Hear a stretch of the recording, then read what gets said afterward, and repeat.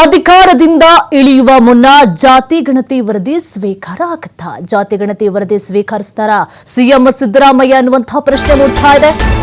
ಕೆಲವೇ ಕ್ಷಣಗಳಲ್ಲಿ ಸರ್ಕಾರಕ್ಕೆ ಸಲ್ಲಿಕೆ ಆಗುತ್ತಾ ಜಾತಿ ಗಣತಿ ರಿಪೋರ್ಟ್?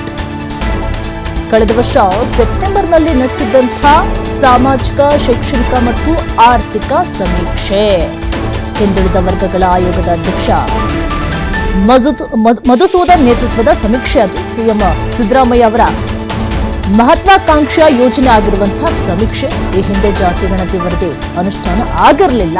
ಆದ್ರೆ ಕಳೆದ ವರ್ಷ 7 ಕೋಟಿ ಜನರ ಸಮೀಕ್ಷೆಯನ್ನ ಮಾಡಿಸಿದಂತಹ ಸಿದ್ದರಾಮಯ್ಯ ಸರ್ಕಾರ.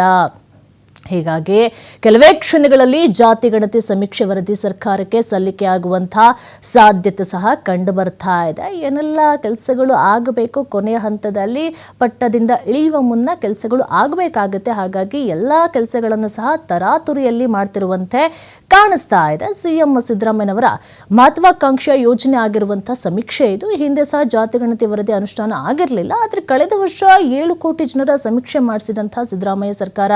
ಹೀಗಾಗಿ ಕೆಲವೇ ಕ್ಷಣಗಳಲ್ಲಿ ಜಾತಿ ಗಣತಿ ಸಮೀಕ್ಷೆ ವರದಿ ಸರ್ಕಾರಕ್ಕೆ ಸಲ್ಲಿಕೆ ಆಗುವಂತಹ ಸಾಧ್ಯತೆಗಳು ಕಂಡು ಬರ್ತಾ ಇದೆ. ಒಟ್ಟಾರೆಯಾಗಿ ರಾಜ್ಯ ರಾಜಕಾರಣದಲ್ಲಿ ಸಾಕಷ್ಟು ಬೆಳವಣಿಗೆಗಳು ಆಗ್ತಾನೆ ಇದೆ.